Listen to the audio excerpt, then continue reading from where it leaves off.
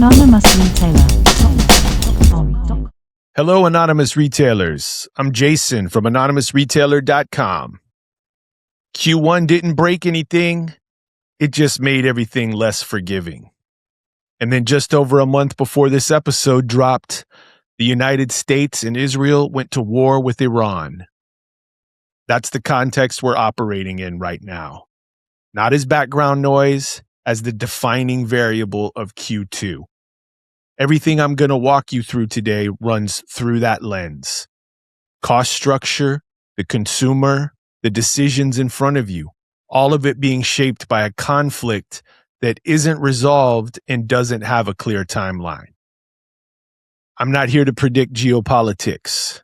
I'm here to tell you what it means for your floor, your inventory, and your margin. Let's get into it.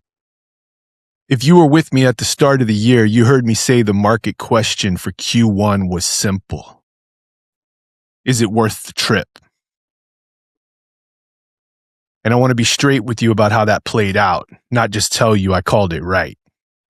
The broad strokes held, consumer spending continued, traffic didn't collapse. But what I did underestimate was how fast the middle got squeezed. It wasn't that customers stopped spending, it's that fewer purchases cleared the bar. The hesitation wasn't at the bottom of the market. It was in the mid-tier. The customer who used to transact without much friction started pausing, started comparing, started asking whether the trip was worth it before they ever left the house. That's a behavioral shift, not an economic one. And it matters because behavioral shifts don't reverse when the next inflation print comes in soft. They compound. Every month a consumer operates in deliberate mode, that becomes the new default. The economy getting slightly better doesn't return you to the customer you had 3 years ago. That customer has recalibrated. This is who they are now.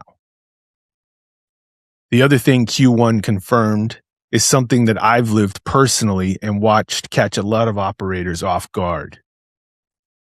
There's a fog that sets in during the holiday season. The volume is real. The energy is real. And that exuberance, the feeling that you can go for it, that you should attack the inventory, leads to decisions that don't show up as mistakes until January when the bills are due. The cash that got rated in Q4 is suddenly very visible, and the momentum that felt inevitable in December is completely gone. I've done it. Retailers of all sizes have done it. The ones who felt the most friction in Q1 weren't necessarily in bad businesses. They were the ones that the fog got to. Q4 doesn't carry forward. It never does. Here's the final read on Q1 now that the data is in. February retail sales came in at plus 0.6%. Better than expected after a weak start to the year. The quarter closed stronger than it started. Department stores up 3%, clothing up 2%.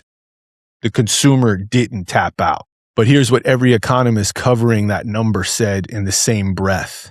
This data predates the Iran conflict. It doesn't reflect higher energy prices. It doesn't reflect the sentiment drop. It doesn't reflect $4 gas. February sales is a rear-view mirror reading. We're entering Q2 with the strongest monthly numbers in months and zero visibility in what the conflict does to the next one. That's the honest close of Q1. Stronger than feared, less clear than it looks. We have 3 variables that have actually changed. I'm not going to reset the entire macro environment for you. If you were here for Q1, you already know the backdrop. Inflation is stabilized above the Fed's 2% target, not falling, not accelerating. The labor market softened. February actually shed jobs, which is a different signal than what we were reading in Q1. Rates are on hold with no near-term relief in sight.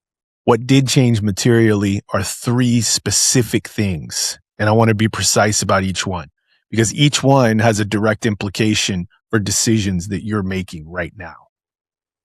First, tariff structure shifted legally, but the cost pressures didn't.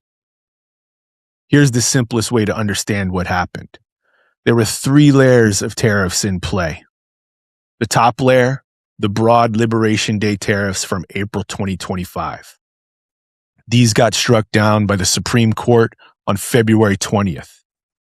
They were imposed under IEEPA, the International Emergency Economic Powers Act, and the court ruled that authority doesn't cover tariffs.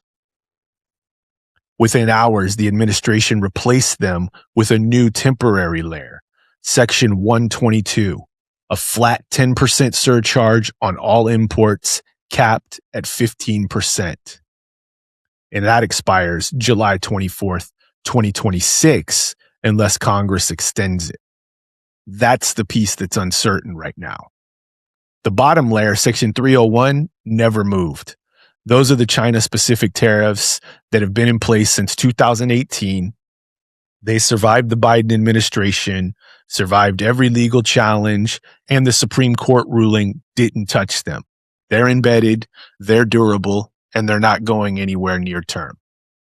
The cost structure your business is operating against didn't get easier. The legal structure changed. The embedded cost structure did not. The refund conversation is real for some importers on the IEEPA duties, but don't let a potential refund on past exposure make you lose on forward inventory decisions when 301 costs are still baked into your landed costs. Second, energy is back in the conversation, and the Iran war put it there. For most of the last year, energy was a non-event. Freight cost had plateaued, oil wasn't spiking. That was a quiet tailwind most operators didn't even notice because it wasn't making noise. It's making significant noise now. The U.S.-Israeli conflict with Iran has choked off oil supply through the Strait of Hormuz, a waterway that carries roughly 20% of the world's daily oil supply. Tanker traffic collapsed. Oil spiked hard. Gas crossed $4 a gallon nationally as of this week, $1 more per gallon than before the war started. That's not a forecast. That's where we're standing at the open of Q2. When oil moves, freight follows. When freight moves, your landed costs move. If you're buying forward right now, placing Q3 orders, committing to depth, your landed cost models were built on freight assumptions from a world that no longer exists. Those numbers need to be rebuilt before you commit. The margin compression doesn't show up on the PO. It shows up when the goods arrive, and the math is different than you planned. The sentiment effect is just as real. The gas pump is the most visible price in the economy. At $4 a gallon, consumers feel it immediately. Before it shows up in their budget, before it shows up in the data, it changes how they feel about every other discretionary purchase that's already happening. Third, the dollar firm. The dollar has been in a prolonged decline, roughly 18 months of softness. For retailers sourcing internationally, that quietly raised import costs in dollar terms. The dollar has now firmed. That stabilizes import costs on one hand, but also tightens global pricing competition. A stronger dollar makes imported goods more price competitive here and puts pressure on the pricing floor in your category. If you've been modeling with currency cushion built in, that cushion is changing. Run the numbers fresh before you commit to forward buys. One more data point worth naming.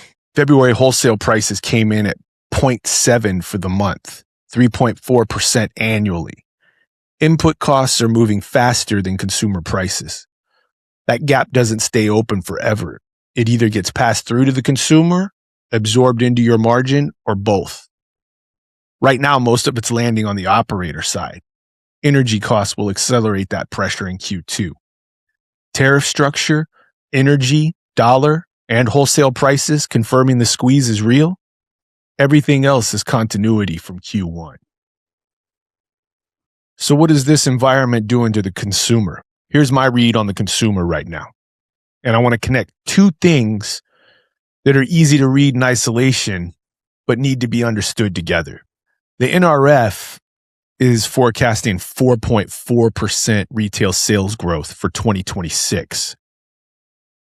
Before we take that number in at face value, ask the question their headline doesn't answer. How much of that 4.4% is real growth and how much is inflationary price increase? Revenue that comes from higher prices on the same unit volume isn't growth. It's inflation wearing a growth costume. And there's something else buried in that forecast worth naming. The NRF acknowledged the Iran war's impact on consumer spending was too uncertain to incorporate into their outlook. The 4.4% was built before the energy shock was fully in play. That number may not hold as the year develops.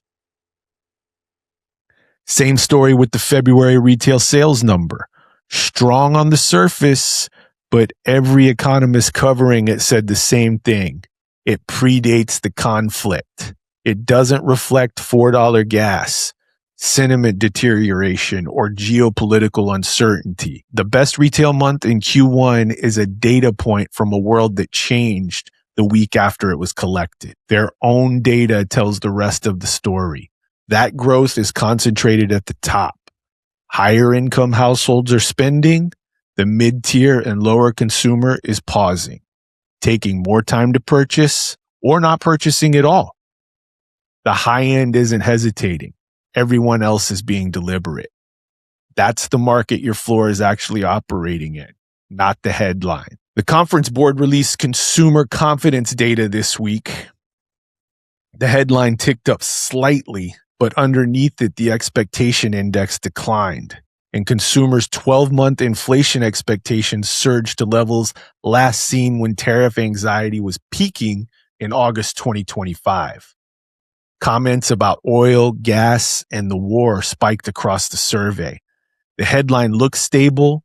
The underlying data is eroding. The Michigan Consumer Sentiment Index hit its lowest reading of 2026 earlier this month. Interviews completed before the Iran conflict showed improvement, but the 9 days after completely erased those gains. A broad swath of consumers across income levels, age groups, and political affiliations reported weaker expectations for their personal finances. That's not a segment problem. That's a widespread signal. And the labor market softening adds another layer. February shed jobs. Households that were feeling financially stable in Q1 are now recalibrating across a less certain employment picture and $4 gas on the way to work. That's the customer walking into your store in Q2. The threshold got higher, and it just got a notch higher again. In a normal environment, the purchase is almost automatic. Consumer wants it, the price is in range, done. That's not what we have now. We have a customer who has been living with elevated prices long enough that the recalibration is complete. They're not surprised by prices anymore, but the adjustment didn't make them more willing to spend. It made them more deliberate. Every discretionary dollar has more competition. Every purchase is being ranked. And here's the part that changes the job of your store. Discovery has moved upstream. Customers are not walking in to figure out what they want. That already happened on their phone before they left the house. By the time someone is standing on your floor, they know what they want, roughly what it should cost, and what its alternatives are. They're already bought in. They just haven't handed you the money yet, which means the store is no longer where the decision gets made. It's where the decision gets confirmed or falls apart. If your inventory depth doesn't match what they came for, the decision falls apart. If your staff can't speak to the product at the level the customer already researched it, the decision falls apart. That's what a higher threshold actually looks like on the floor. The environment I've just described creates 3 pressure points that every specialty retailer is navigating. They're connected. How you handle one affects the other 2. And here's how to think about each one. Decision 1, inventory depth commitment. The tariff conversation is going to tempt some operators to pull back on inventory as a cost containment move. When your landed costs are elevated and policy environment is uncertain, the conservative position feels like holding back. Pulling back on depth when your velocity is solid is a margin mistake, not a cost containment move. You're not saving money. You're creating stockouts that train your best customers to shop somewhere else. Let velocity lead. Your top performing category is turning in 60 days. That's not the category to go conservative on because of tariff noise or geopolitical uncertainty. That's the category to follow with conviction. Depth matched to demonstrated velocity. Uncertainty about policy is not a signal about that product. Don't let one override the other. Read your velocity and follow it. Decision 2. Open to buy under rebuild temptation. Q1 momentum faded as it always does after the holidays. Turn slowed, weak positions got exposed. The instinct is to reload, resist it. Most operators are using open to buy as a sales planning tool right now. That's the wrong tool for this environment. Open to buy is a cash flow tool. And in a tighter market, the distinction between those two things is the difference between a healthy Q3 and a liquidity problem. Before you reload, look at what Q1 actually told you. Buy to that signal, not your Q4 memory. Decision 3, promotional posture. This one is the quietest pressure and potentially the most damaging. Promotional drift is already sitting just below the surface across specialty retail. When one player in a category discounts, it creates pressure on everyone around them. The justification is always the same. We're just being competitive. Here's the reality. Retailers lean on promotion to create volume. In this environment, that's a margin problem you can't afford. Every transaction matters more now. Margins are thinner. The goal isn't to recover from promotional drift. It's to never trigger it. Don't respond to competitive pressure on inventory that is moving. Q2 is not a weak quarter. Weak quarters are actually easier to navigate than people think because you already know it's hard. You cut, you hold, you survive, the expectations are set. This is an unforgiving quarter. And unforgiving is harder than weak. We're just over a month into a war that has already moved oil prices, gas prices, consumer sentiment, and forward visibility. None of these effects have fully shown up in the spending data yet, and they will. The question isn't whether this environment gets more complicated, it's whether we're positioned to operate precisely when it does. In an unforgiving environment, demand exists, but it requires precision to capture.